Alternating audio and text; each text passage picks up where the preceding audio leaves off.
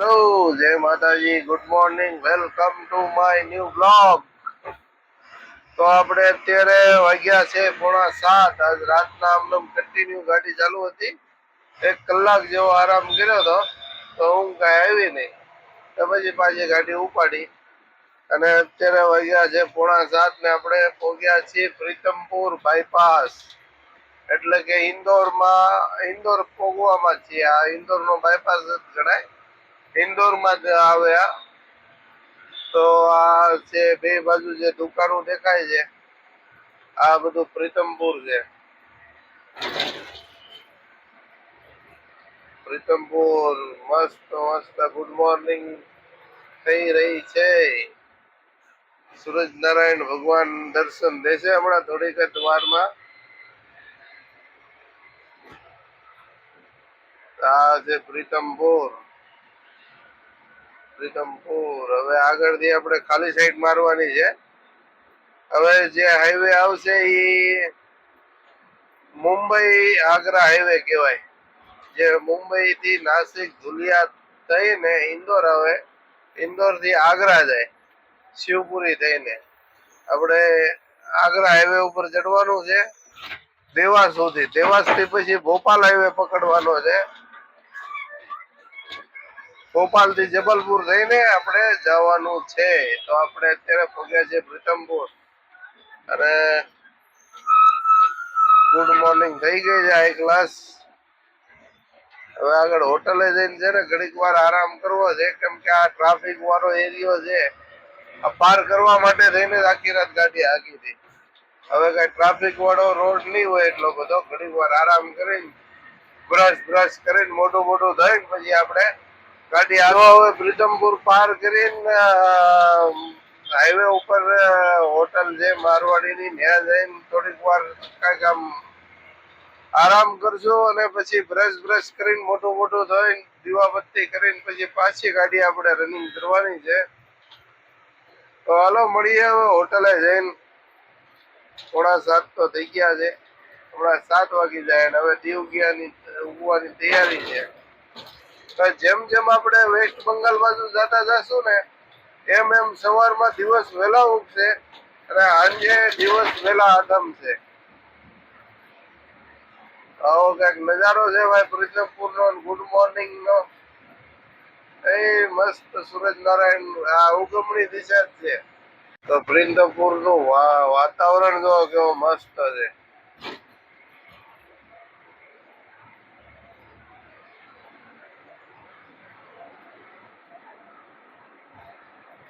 એ મસ્ત ધુમ્મસ વાળું વાતાવરણ છે.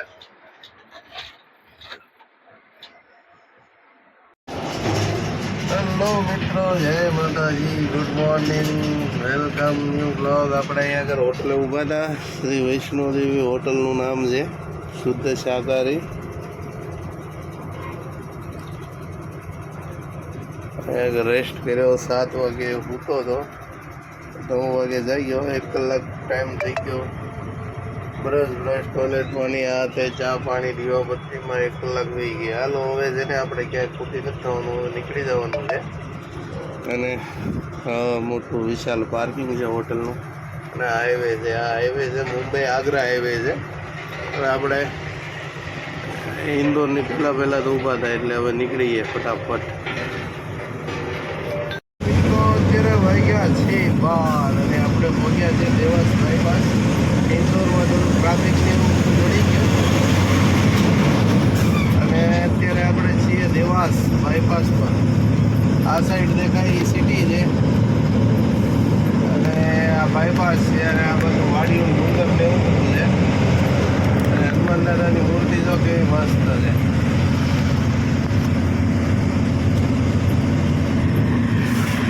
જય બજરંગબલી.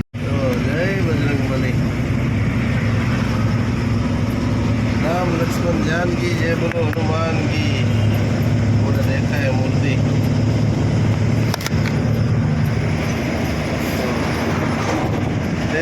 મસ્ત મંદિર છે નાનું એવું ડુંગરના પટમાં. દેવાસ બાયપાસમાં અમે દેખાય દેવાસ સિટી છે. સિટીની વચ્ચોવચ્ચ ડુંગર છે, ઉપર મંદિર ને એવું બધું છે. અને અને ઘઉં પાકવાની ફૂલ તૈયારીમાં છે ભાઈ. હવે ઘઉંના ભાવ અત્યારે બહુ વધારે છે.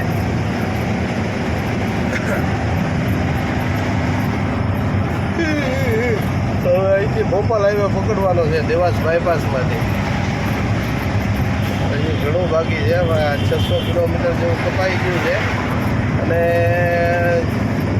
2400-2500 હતું એમાંથી હવે જાતું નથી. 1800-1900 હશે અંદાજે.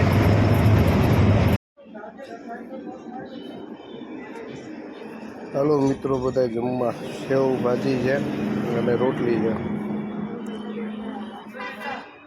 આપણે ભોપાલ 100 કિલોમીટર આગું છે અને જમવા ઉભા રહ્યા છીએ. આમ ઊભી છે આપણી ગાડી. રોડના કાંઠે એક શુદ્ધ શાકાહારી ઢાબો આવ્યો ને મેં કીધું હાલો હવે અહીંયા જમી લઈએ. 1:30 વાગી ગયો એટલે હજી ભોપાલ છે 100 કિલોમીટર. અને આવી કંઈક નાની એવી હોટલ છે ભાઈ. મસ્ત જમવાનું બનાવે છે. એક ટાયરમાં પંક્ચર પડ્યું છે લિફ્ટમાં, એટલે હજી આગળ જઈને આપણે પંક્ચરે કરાવવાનું છે. ટાઈમ બગડવાનો છે આપણો. હવે તો જમી લઈએ ને પછી કરાવી લઈએ પંક્ચર. જમીને આવી ગયા છે પંક્ચરવાળાને. ત્યાં ટાયર ખોલ્યું છે, લંગોટે ખરાબ છે, બે પંક્ચર છે, ટાયરમાં કટ પડી ગઈ છે. આ લિફ્ટ છે, ઓલપાના લિફ્ટમાં પંક્ચર પડ્યું છે ને મસ્ત જો સાયો છે ને એ સાયા ખાટલા ઉપર બેઠા છીએ. પંક્ચર કરાવી આપણે પાછળ નાહવાનું છે. ત્યાં આગળ નાહીને પછી અહીંથી નીકળવાનું છે. પંક્ચર ફિટ થાય પછી. અત્યારે તડકાના વાગ્યા છે 2:45 થઈ ગયા. 2:45 ટાઈમ ખરાબ થઈ ગયો આટલો. તો અત્યારે ભોપાલ પોગું હોત આપણે. સારું હાલો, જે થાય હારા માટે થાય છે. અને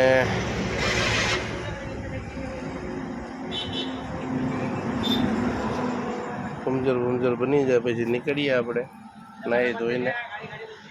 મળીએ પછી ટાયર બાયર ફિટ કરી. લિફ્ટનું ટાયર છે એટલે જેક ન મારવો પડે, ઊંચો થઈ જાય ટાયર. પંક્ચર કરી લઈએ હવે. તો મિત્રો આપણે પંક્ચર પડ્યું હતું ત્યાં આગળ નાહી ધોઈને નીકળી ગયા છીએ. હવે ભોપાલ હજી છે 80 કિલોમીટર. આવા કંઈક નાના ઢાળિયા કરીએ છીએ અને વાતાવરણ જો મસ્ત છે.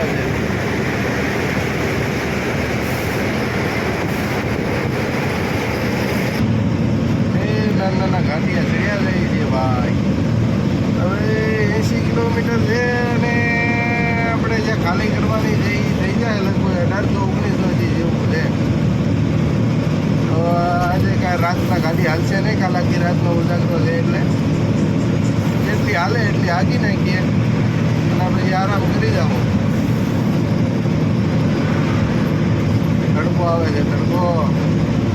મિત્રો જય માતાજી. તો અત્યારે વાગ્યા છે 8 એટલે 7:54 થઈ એટલે 8 જ કહેવાય. ને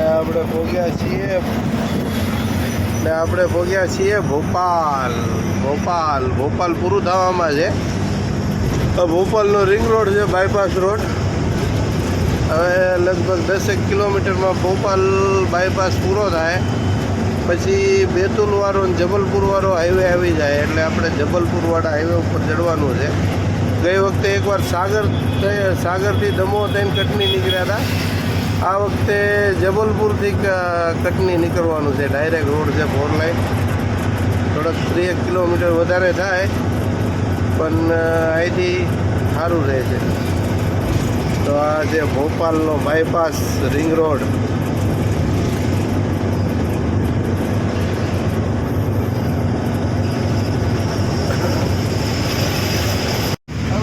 મિત્રો તો આપણે અત્યારે ભોપાલ બાયપાસ પૂરો થઈ ગયો છે. અહીંથી જે ડ્રાઈવર સાઈડ રોડ જાય છે એ ભોપાલ સિટીમાં જાય છે. આપણે જવાનું છે કંડક્ટર સાઈડ ગોવરગંજ રોડ ઉપર. હાલો અહીંથી મારી દઈએ કંડક્ટર સાઈડ અને અહીંથી બાયપાસ પૂરો. અને આ આવી ગયો છે હવે ભોપાલથી નાગપુર હાઈવે.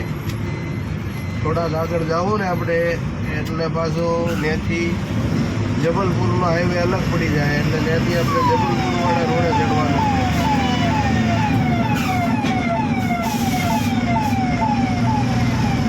ત્યાંથી આપણે જબલપુર વાળા રોડે ચડવાનું છે. પોલીસ વાળા હારા ચાલુ જ કરી દીધો ભાઈ.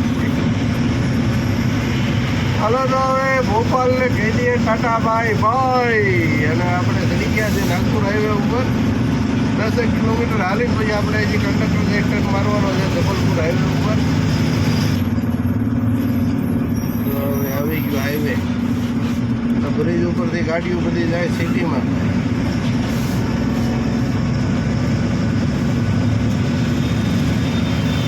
ભોપાલ ઘણા વર્ષ પહેલાં આપણી આગળ 10 વ્હીલની ગાડી હતી ને ત્યારે હું કેરલા કોટાયમથી અહીંથી પેરાગોમના ચપ્પલ ભરીને આવ્યો હતો અહીંયા ભોપાલ. કેરલાથી ભોપાલ પાછો અહીંથી દારૂ ભરીને ગયો હતો પાછો કોચીન ને કોલમ. પાછો ત્યાંથી ઓલો કાથી ભરીને આવ્યો 10 વ્હીલની ગાડી. તો આપણે અત્યારે ભોપાલ પહોંચી ગયા છીએ. ભોપાલ પાર થઈ ગયું છે. પહોંચી ગયા હું બહાર થઈ ગયું છે. અને હાલો ભાઈ હવે જબલપુર વાળો રોડ પકડવાનો છે. હાલે ત્યાં સુધી આંકવાની છે. કેમ કે કાલ બપોરે 12 વાગે ભાવનગરથી નીકળ્યા પછી 3 કલાક આરામ કર્યો. ખાલી 3 કલાક. અને આજ બપોરે પંક્ચર પડ્યું તો એ કલાક એક આરામ કરી ગયો. પણ ગાડી ઊભી હતી એટલે ઘડીક લંબાઈ બેઠા એની જેવું. એટલે હાલે ત્યાં ઊભી હાલવાની છે, આંકવાની છે અને પછી આરામ કરી જવાનો છે. બધું કંડક્ટર સાઈડ લેવી પડશે ગાડી. ડ્રાઈવર બેન છે.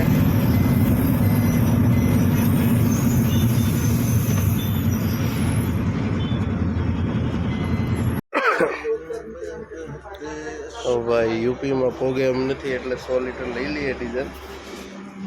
પછી ઠેઠ યુપીમાં પોગી જાય એટલે વાંધો નહીં આવે. અહીંયા 92 રૂપિયા ભાવ છે. 92 રૂપિયા 08 પૈસા. ચલો ભાઈ ડીઝલ પુરાઈ લઈએ પછી મળીએ.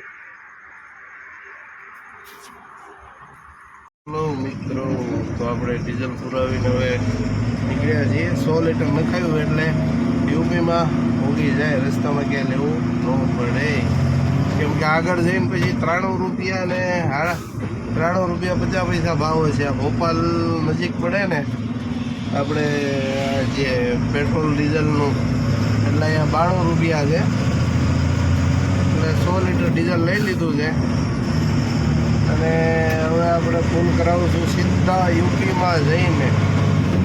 યુપી તો લગભગ પોગી જાય. યુપીની બોર્ડર અહીંથી હજી 600 કિલોમીટર છે.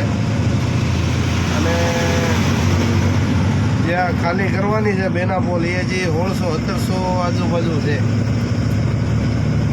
અને આપણે જવાનું છે અહીંથી જબલપુર, કટની, રીવા અને પછી વારાણસીથી પછી બિહાર વાળું ઔરંગાબાદ થઈને આગળ વધવાનું છે.